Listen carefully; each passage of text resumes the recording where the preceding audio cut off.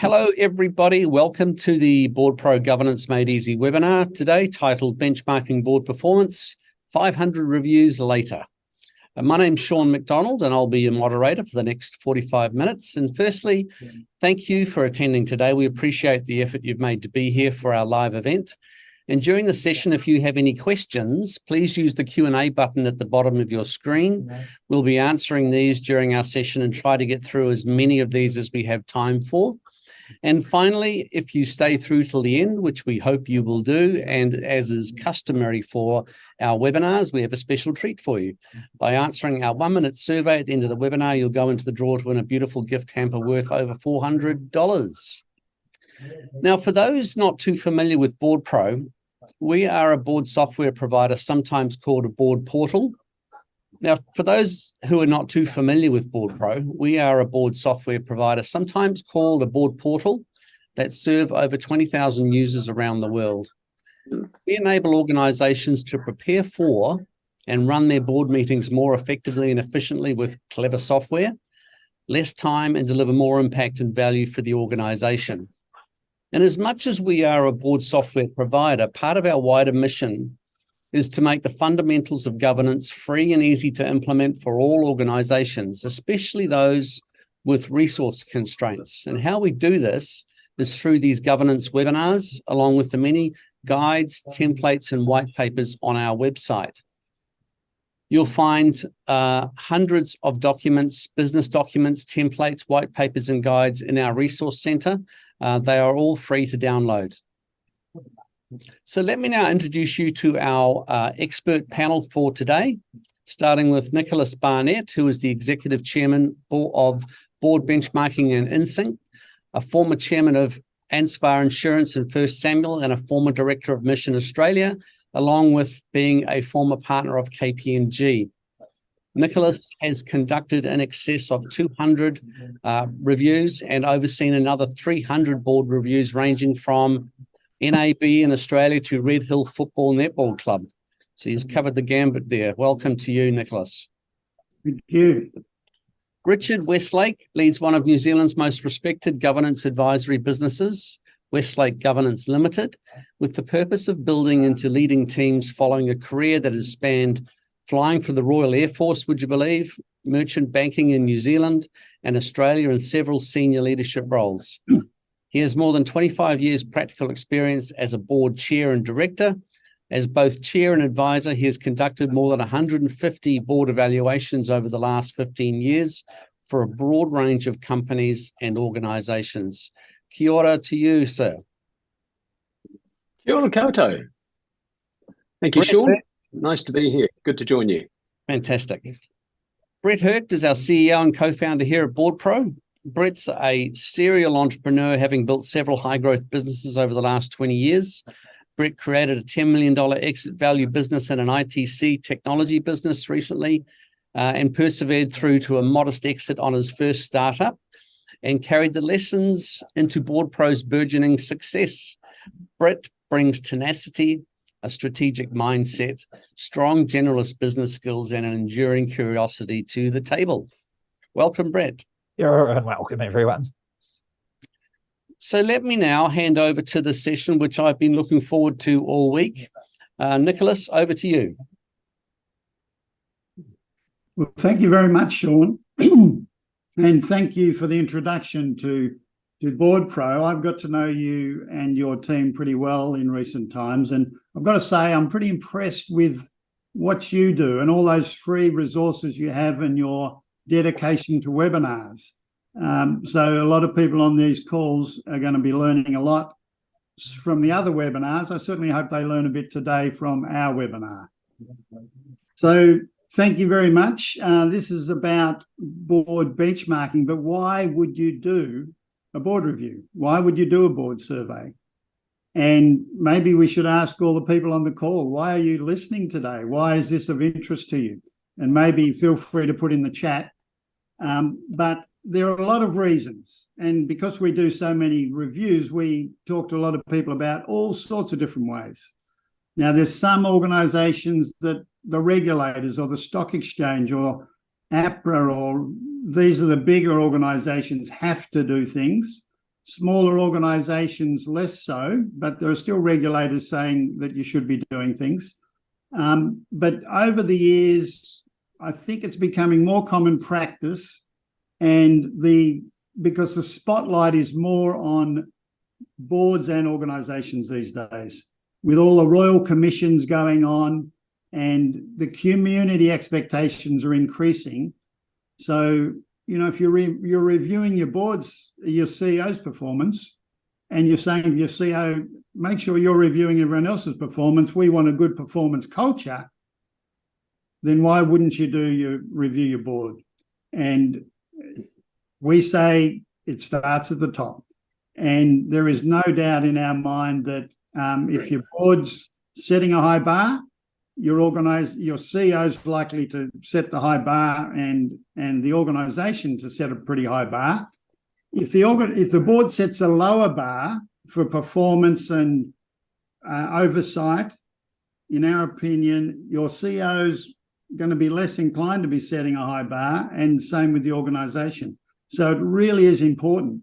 But I'm going to bounce this to Richard, because Richard, it's really great to work with you. You're there in New Zealand. We're here in Melbourne, Australia. We've got people from all over the world on this call, and it might be fascinating to hear from some of them.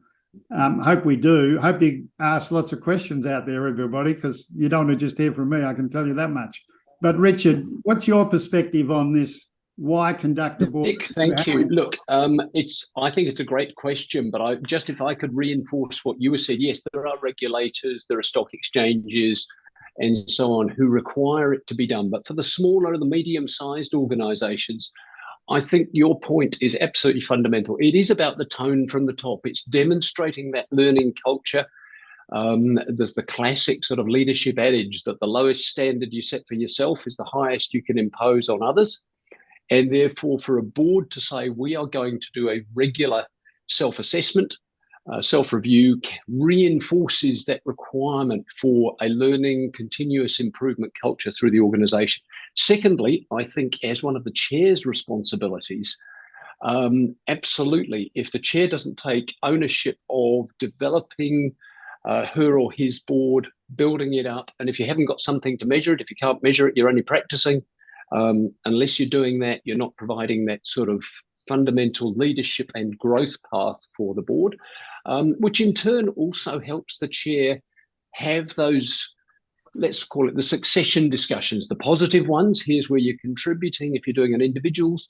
Here's how the team as a whole is performing if we're doing the board as a whole. And in my experience, it can be really excellent and an objective way of crystallising and help a chair to resolve a problem, particularly, say, if you have a problem director.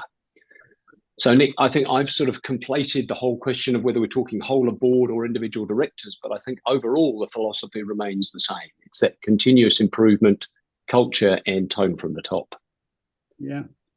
Wow. You've said it all, Richard. Thank you very much for jumping in there. And you've actually raised the question. We're talking here about whole of board review, mainly during this webinar, but you've also noted that actually the review of individual director effectiveness is really a separate thing, often included with the whole of board review, but it's a separate process. And there's also a further separate process in terms of reviewing committees of the board. So there's probably three main buckets when people talk about comprehensive board reviews, but today it's mainly about what about the board as a whole? How's it working? How do we get it fine-tuned and continuing to improve? So some of the points down the bottom here, it does help expose problem areas. It does help put things on the table. It puts them there, I often say in black and white, but more importantly, red, beige and green. And when things are red, does become a call to action if you're benchmarked lower than others. And we've had over 100 people do this. I might go back one slide there, Sean, but we've had over 100 people do this individual free trial survey because we wanted to give people a bit of a chance to see, well, what's it like? What is this thing? If we do a benchmark survey, what do we get? So it's out there. Over 100 of you have done it, and I'll talk more about where you've all ended up when we get to the next slide. But it does show you, and we often get directors who sort of are trying to agitate for change, and they push the chair and other directors. We definitely need one of these reviews, and I think that's just an interesting to get stuff on the table. We'd like to think that boards want to improve, therefore they're doing something like this to say, well, what are our strengths? What are our weaknesses? What are we good at? What are we not so good at? And then how do we use that to guide an improvement journey? So hopefully most of the people on this call say, actually, we want to do this to step up, to show that, as Richard was saying, we're taking a lead. So, you know, I don't know if there's any, if people making comments or questions on this, please do so along the way. I've got one for you, Nick. Yeah, thanks. Yeah, so you shared a delightful story yesterday, which I thought, you know, names the elephant in the room here. My experience, many boards actually don't want to survey themselves. And you talked about the reason of someone you'd talked to about it. Is there anything you can share with us, and maybe we can bring in Richard, in terms of how do you, for a board that's reluctant, what have you seen? What's a good way to trigger, you know, enabling this performance culture from the top? Look, it's a great question, Brett. And, you know, we had a great chat yesterday about, you know, the elephant in the room. And if you read a lot of, you know, Company Director and other magazines, you think, oh, all boards are great. And that's the message that you're being given by various, you know, institutes and associations and whatever. But in our opinion, in my opinion, having done seen the results of around 500 in our database, and Richard, I love your comment on this as well, but we would say that at least a quarter of those, at least a quarter of the boards are dysfunctional in some way. Now, that's the elephant in the room. Not all boards are great. Not all boards are doing great work. Not all boards are adding value. At least a quarter are dysfunctional. At least a quarter are probably a bit of a handbrake and a millstone around the feet and around the neck of executives trying to get stuff done. Now, that is a big elephant. And so then the question is, if that's where you're on a board like that, we say better boards equals better organisations.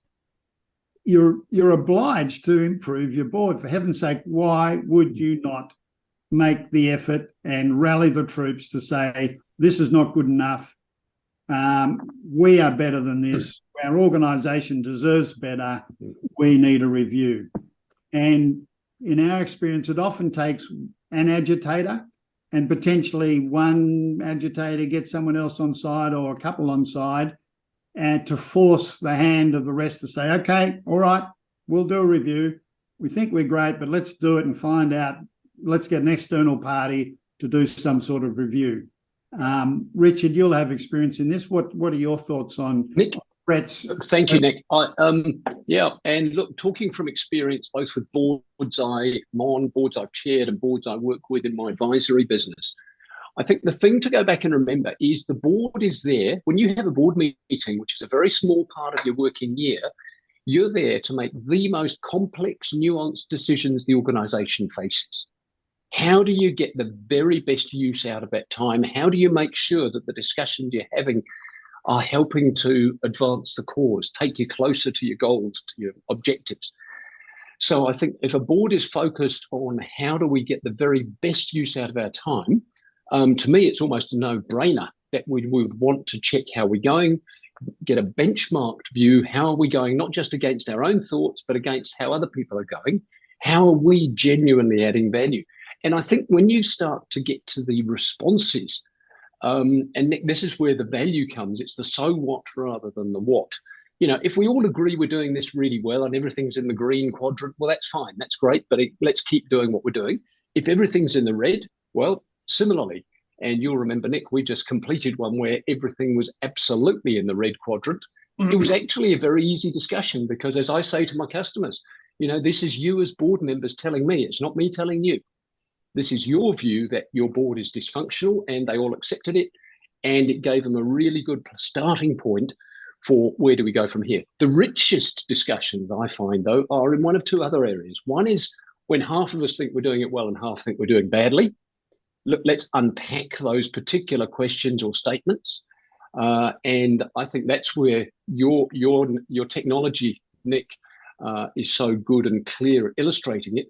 And the other one, which I've found perhaps some of the richest discussions for board development and board management relationships, is when you do the split between how does management see the board and how does board see the board. If board starts to think it's all about the board, then we've lost the plot, to be quite honest. And if you've got a board thinking we're doing really well and management thinking all we get is a sea anchor, they're a bunch of seagulls, they fly in the morning, make a whole lot of noise, steal lunch, rise up to a great height, drop unpleasant things over us and all fly home again at night. I've found that when you get that crystallized by having management's view is here, board's view overall is here, we've had two that I've discussed with you, Nick, in the last 18 months, where I would say the board management relationship has been transformed as a result of unpicking it, getting it on paper and saying, here are all the things we've suspected but never spoken about. Yeah. And I think going back to why do we do it and how do you overcome that resistance, I think when people start to see the evidence and they see how constructive it is, that's where you start to see the value from it. And I tell people, you know, more often than not, you will be pleasant. In fact, almost every time you will be pleasantly surprised by the value you get from it, by the positive statements you get from it. Don't be afraid of putting yourself out there. Thanks, Richard. We have a question in from Jeff, I think, possibly Brett, this is for you. So we're a golf club, often has annual turnover where material change can occur on an annual basis. What's your advice for getting long-term solutions in place that survive such regular turnover in the board? Oh gosh, that's I might need some support from the panel on that, but I'll have a crack on that. I think if I'm unpacking this, and you may want to put a supplementary comment, Jeff, I think you're saying your organization has got scale, so you've got choices about where you can deploy capital resources, and you've got a board that changes, so there's the risk there that you lose continuity, you lose the ability to maximize the value of those choices. So I think my advice on that one would be there needs to be continuity. It's the job of the board to create the self-perpetuating, little unit, leadership unit that can seamlessly, self-renew, bring new people in. The reviews will support this process of getting continuously better. And then there's a process of self-renewal. I'll throw open to the rest of the panel, but if we're moving off track here, Jeff, because that's quite broad, please do post another comment there. Richard, do you want to pick up there? Yeah, look, Brett, thank you. I think it's exactly right. And, I chair let's call it an incorporated society, which is another type of club, an aero club here in New Zealand. And we have very much the same that the questioner there was talking about, where we do have rapid turnover. And I think as long as you've got a degree of continuity, you have to work on the basis that your executive committee, your board, is actually continuing to flow, and participants will come into it and go out of it. But you've still got to get the overall caliber of your board operating, taking a longer term view, which can be a really difficult thing to do. When you get members coming in, they come in for a particular purpose, they come in for 1, maybe 2 years. I think it's really important that the leader of that board is providing a degree of continuity and longer term focus, that it's not just about us and it's not just about this year. You've triggered me, Richard, with another comment. I think one of the things we've developed is, we were a startup just trying to get product market fit. I think back to the other early stage organization I was at, as we've matured and had a 3-year, documented our vision and our purpose well, brought the shareholders on board with that, then a 3-year strategy and operating plan. Once you get those planning artifacts rolling and regularly reviewed, you've got a rhythm that to some degree can survive turnover in board members. The management's almost like the executive branch in government. Government changes every 3 years, but good executive leaders of that executive branch can keep the ship moving. Any comments on that, particularly for not-for-profit, Nick or Richard? Yeah, look, I'll jump in here and say that I've done quite a few or several golf clubs, and I've done footy clubs and and a lot of membership organisations, and a lot of them are moving away from this annual voting system where you spill everyone and you get a whole bunch of new people. A lot of them are moving to actually also setting up a nominations committee that if you want to have your name go up to the members, you've got to go through this system. What are your skills? Why should you be a board member? And you get voted on, and you're there for 3 years, and you don't come up for another 3 years. So you've got a third of the directors or board members coming up every year. So you're not losing a lot at any one time. You're getting less of a turnover. So a lot of golf clubs and a lot of other membership clubs are moving more to that model. And I think, if you want to drop me a line, I'm happy to have a bit of a chat about it, because I've done a few of these things, helped a few clubs out. But that's the sort of direction I'd be heading for you. And it's a little bit similar with government boards. Some have an annual thing, and all of a sudden you're going to lose 5 of the 7 directors or whatever. A lot of them are changing now to say, no, let's change that to 3 yearly appointments, and let's stagger them so that we don't have everyone come up at once. So there's plenty of ways you can think about doing things differently to achieve your aims. So, Nick, back to you. What is board benchmarking all about? We're on this slide. We could talk all day on all these things, so I better keep going. So look, this slide, just disregard the red and the colours for a moment, and really actually don't even worry about the actual words of the survey item. So if you look at the responses, I've deliberately made them all the same. I've deliberately said everybody is responding to the same survey statement. One's ticking 4, 2 are ticking 5, 2 are ticking 6, one's ticking 7. 7-point scale, overall response of 5.5. Yeah, that sounds pretty good. Gee, we must be a pretty good board, and we're pretty good at all these things. That would be a normal conclusion without benchmarking. And that's happening all the time. People are doing these surveys and there's no colours, and they're forming views. The point of benchmarking is to say, well, actually, if we benchmarked against others, then what's it look like? And in this case, again, don't even worry about the words. A couple of the survey items are in the bottom quartile. Okay. A couple are in the top quartile, a couple are in the middle. But you don't know that unless you do the benchmarking. So if we go back to the words, the board and management have an effective working relationship. If you got an average of 5.5, and if that was your response, compared with other boards, that would be terrible. That'd be terrible. But without benchmarking, you're not going to know that. Succession planning, the one down the very bottom. The board ensures it has appropriate succession plans in place for management. Now, boards in this country, in New Zealand, and pretty much globally are pretty bad at succession planning. And they're always going to rate that down quite a bit. So a 5.5 is actually going to go green. You're in the top quartile. So that's why I can only endorse that. And I think you're exactly right. And it's not until you do this type of benchmarking that you stop beating yourself up. You may sort of score yourself down at, say, a 4 on your board succession, because, as you say, succession is always important. It's never quite urgent. And so often it's, oh, Brett, you've done your 3 years. You're happy to do another 3, as opposed to what do we need on the board for the next 3 years? Yes. And I think when you can help people to see that you may not be doing it as well as you're doing your board management relationships, which is fundamental to day-to-day and year-on-year success, but you're actually not doing too badly compared to other boards, it can be quite reaffirming for boards as well. So, Nick, I absolutely endorse that. And you and I have talked about that quite extensively in the past.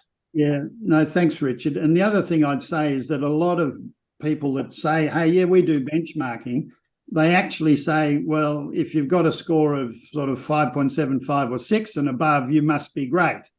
And if you've got a score of 5.25 or less, you're no good. And those people are telling everybody, you've got great board management relationships, but you're no good at succession planning. That's not the way it works.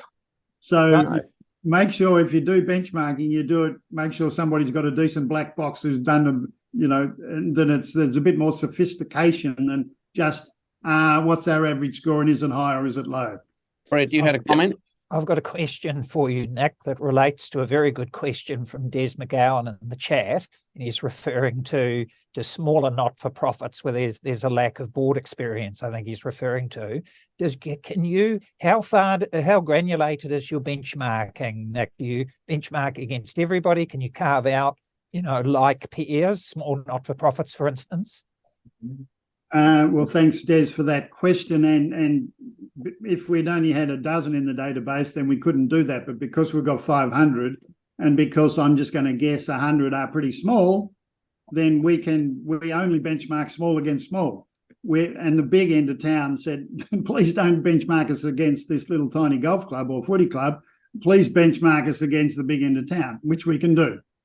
Government want to be benchmarked against government. Large super funds want to be benchmarked against large super funds and other financial services. So we've got all of that because we've got such a big database.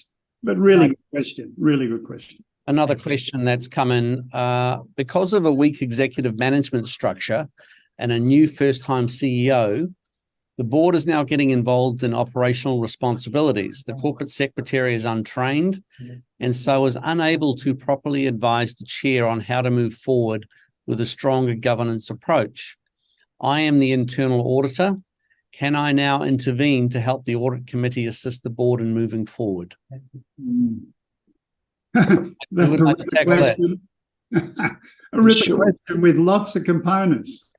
Yeah. Richard, would you like to tackle that one? Sean, shall I pick that one up, because I have been in precisely that position, an anonymous attendee.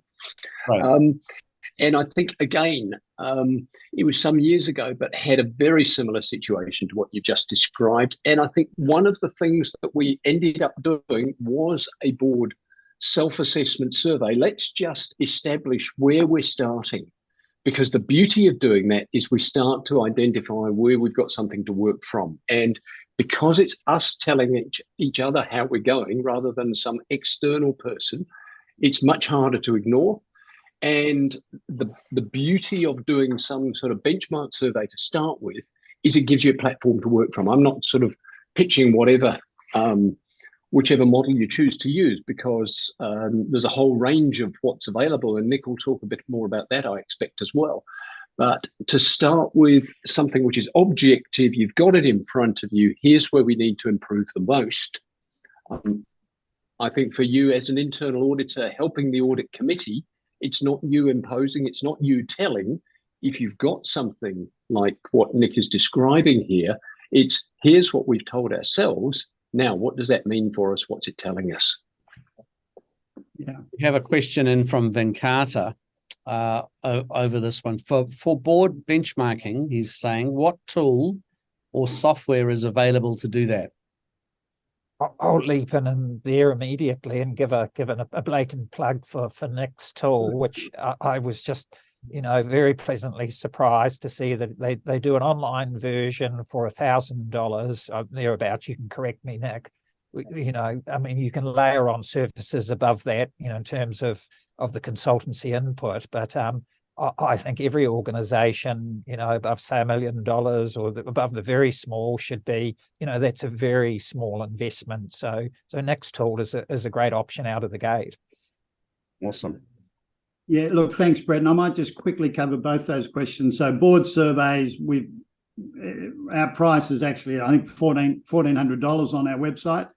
But because people can go via you, we're giving a 30% discount via BoardPro, but you can't get that 30% discount on our website. So go via BoardPro to get to board surveys.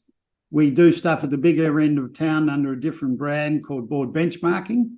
But it's all transparent, all the prices are there, and all the samples are there so you can see all that. And Richard says, there are others doing this. We don't think they're doing it as well as us, but by all means, take a look at and see what you can find. Just going back to the question about a weak executive management structure. Look, I think there's a lot of organisations in that boat, and boards are therefore a bit more involved than they could or should be.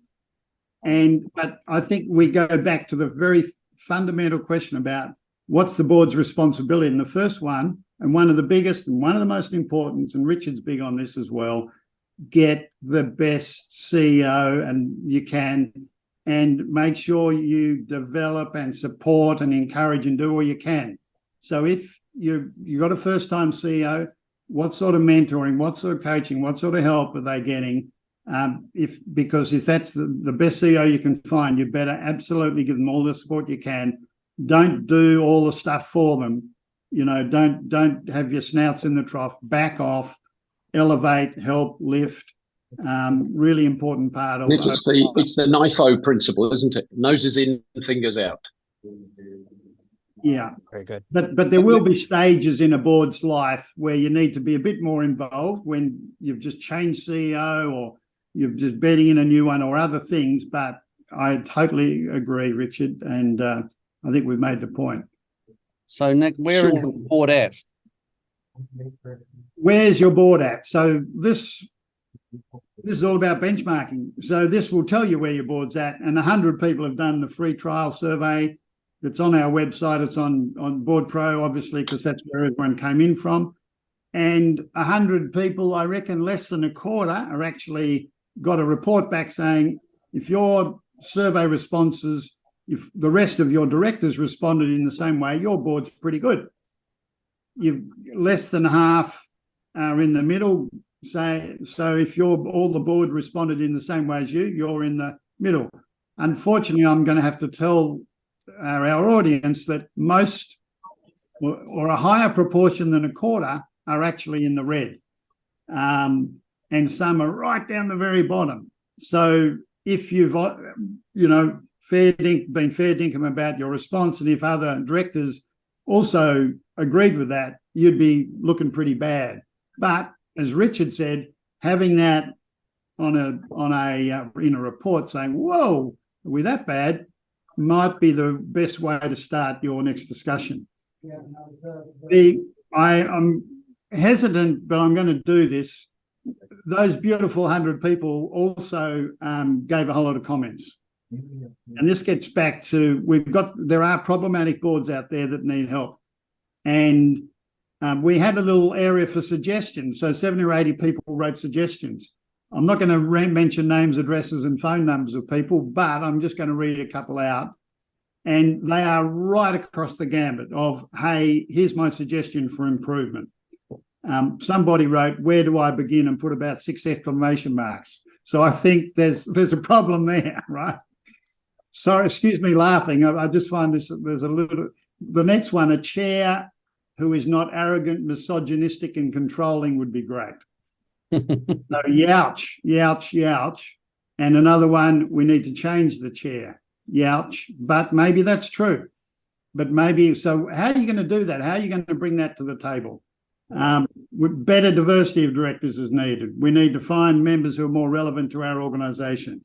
We reduce the size of the board. We need to focus more on governance rather than management. We need a decent secretarial function, etc., etc. And actually, perfect slide to move to.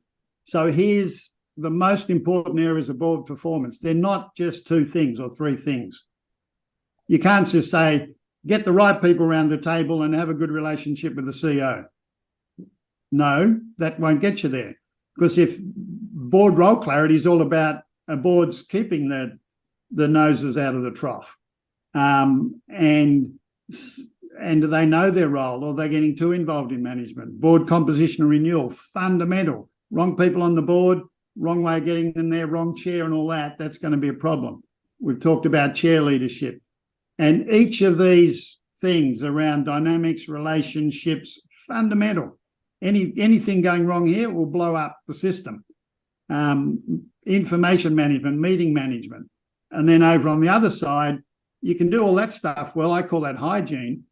But what about your vision and strategy? Is it clear, and are we all buying into it? Have we got clear priorities? How do we govern performance? How do we govern culture and integrity? How do we govern risk management and compliance? If you're missing doing any of these things, you've got a problem. And this will be exposed in this sort of benchmarking process. Before you do, can I just quickly come in here? That certainly, as you say, the left-hand column is about the process and the hygiene issues, but what I'm really interested in is what's in the right-hand column, because this is the deliverables. This is how we've taken the organisation forward and what the impact of what we're doing has been. So the board tasks component, that right-hand column to me is the critical one. Now, before you go on, Sean, I noticed there was a little question there from Linda Watts. Can we include senior leadership's input on how they see the board in this sort of survey? Linda, absolutely, yes. And as I said at the beginning, one of the most richest sets of discussions sometimes is if you get the senior leadership's views and the board's views, and there's a divergence, you can have some very rich discussions, which in fact can be very, very productive in helping to rebuild that level of trust. So Linda, I hope that covers your quick question. Thanks, Sean. Thanks, Richard. Yeah. And a great question. And, you know, senior leaders who are regularly involved in the board meeting will have a really good view, and we certainly encourage them to be involved in the process. So there's a lot of stuff here. The release could be longer. I'm happy to talk about any particular ones. People, please send through some questions if you like. For me, one of the big ones is this right composition and renewal. And we've got a long way to go there in a lot of boards. You've got to have the right size board, and somebody in the comments said our board's too big, we need to reduce the size. And I think there's a few boards in that boat. Really hard for a chair to chair a big board as well. But how are you getting your board members too? A lot of people say, oh, who do you know? What's your mates? You know, and you end up with a pretty narrow field. A lot of boards these days are going broader, thinking broader. How do we get more potential names onto our long list? So be more open-minded about how you select. And there's plenty of people who, you know, do that for a living. Yes, they charge, but some mightn't charge for a smaller company or a not-for-profit. So, but fundamental to have people on the board who understand the core business of the organisation. And you might think, well, that's pretty obvious, but, you know, 15 years ago, a lot of the big banks didn't have too many people who understood banking on them. They had lawyers and accountants and whatever. These days, they've certainly got people who know banking backwards. And it's the same for all organisations. You must have a solid representation of people who've been around the block and understand the core business. You've got to have the right chair and the right committees for your board as well. So, Richard, there's a lot that can be said here. Do you want to add any more comments? Look, Nick, I think the list almost speaks for itself, but I completely agree with you about that board succession. When you think about the significance of the decisions that the board takes, as I said, the very complex questions, why would you put less effort and diligence into getting a new board member than you would for getting a new senior manager? Yeah. Because you've only got probably anything between, let's say, 4 and 10 people sitting there. You haven't got room for passengers. Why would you be happy with a second-rate crew sitting around that table? You want the very best talent you can get. So I'm with you. And I think, again, it can be informed by you do some sort of an evaluation of yourselves. What have we got? What do we need? What are we lacking? That helps to define what you're looking for. And it's far better to do what does the organisation need for the next 3 years rather than who do you know that's available for the next 3 years. Yeah, and we've just got a comment, by the way, here. Our current board has 11 and with no terms, no fixed terms. So we actually talk about, you know, you've got to limit the terms as well. You can't just have everybody there. We're doing a board at the moment where people have been there 25, 28 years, and over half the board's been there more than 15. That doesn't work. By definition, if you've only got 6, 7, 8 people on the board and some have been over there that long, you can't possibly have renewal. So if you've got 6 people on the board, I say your maximum term's 2 lots of 3. That means you're getting 1 new person a year on average. That is good renewal. We could go on and tap on the shoulder to get the next director. Well, that doesn't really work. It's not going to hold you in good stead. Sounds like we're being wound up. Are you taking this, Brett, or am I? Sean, I think you're going to. Who's going to talk through this one, Sean? Is it me? Well, no, I will, if you like. Yeah, you do it, Sean. As people know on the call, the Governance Made Easy webinars are all about not selling anything. We don't sell product, don't sell services, but we felt in this instance that the value of Nick's product, the review product, the benchmarking product, was so good that we had to release it to you. So Nick and his team has put together a really, really neat offer. Firstly, there are 2 free board surveys available on the link below. So when you type in boardsurveys.com/BoardPro and scroll down to the bottom of the web page, you'll find the 2 benchmarking free surveys for you to complete. Nick, would you like to talk about the 30% special that you put together? Well, so there are 2 things there, Sean, and I don't want this to be a marketing thing, but look, it's great to have a partnership with you. I've already mentioned that you'll only get 30% off by going via BoardPro. You won't, if you go to our website and just buy the thing, you won't get the 30% off. So that's what we've done, and there's a code. And you've already mentioned there's a free board survey, but I better just be clear on that. You only get a shortened report. This is something we're just trialing to give you a shortened report, and you might say, well, that's all I need. We're all green, everything's fine. We don't need to pay extra to get the rest of the report. So you can do that if you'd like to do the free version, or you say, no, I just want 30% off. I want the full version. Give that to me. And that's all in a special landing page, co-branded Board Surveys and BoardPro, so people can find their way to that if they click that link. Brett, did you want to make any comment on that? No, just the same as before. I think that's just a very cost-effective way to kick off. What's obvious, it's clear from the conversation and the questions today that board benchmarking, board surveys are such a powerful tool. So I'm just delighted that there's something cost-effective out there, because over the years they've generally been, fairly expensive exercises, which is fine for larger organisations, but a lot of our customers are smaller not-for-profits or commercial or SMEs. So just delighted that you're offering this, Nick. Great pleasure. And technology helps, and when you've done a 500 and when you've got a lot in your database, that's where we're going with the world. Technology, digital, prices should be coming down. Excellent. So again, the URL is boardsurveys.com/BoardPro, and you'll find out all about it there. I think we've had a question come in. No, it's gone. Okay. So this sort of, sorry? There was a comment from... just saying thank you to Kathleen. No, the question was, can we see a recording of this so I can share it with my board later? And I think your answer is yes to that, right? Yes, this will be on our resources page. So if you just go to boardpro.com/resources-center, you'll find the recording of the webinar tomorrow, and it'll also be emailed out to you tomorrow as well. So bringing us to the end, we're almost at the end. Please feel free to connect with our presenters today on LinkedIn. I'm sure they will really look forward to your connection. If you'd like to be put in touch with Nicholas, Richard, Westlake, or Brett, please indicate your interest on the survey at the end of the webinar as you exit.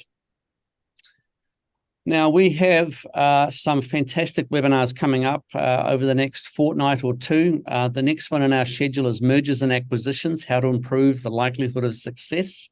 That's going to be a really, really good webinar, followed by a very popular one, which we're repeating, Why a Board Need a Solid Connection with their CEO, on August 10th. So now, as you leave the webinar, don't forget to complete our quick survey. It'll only take you a minute, and go in the draw to win our hamper worth over $400, and we'll announce the winner tomorrow morning. Thanks everyone for your attendance today. I hope you enjoyed the session. We look forward to seeing you all at our next webinar, which is how to improve the profitability of successful mergers and acquisitions through better transaction governance. It's a bit of a mouthful. And that will be led by Dr. Dean Blomsom, Hugh Cotterill from Direct Capital, and Steve Bowman of Conscious Governance. So thank you again, Nicholas, Richard, Brett, for your time today. Thanks everyone for joining us. Have a great day.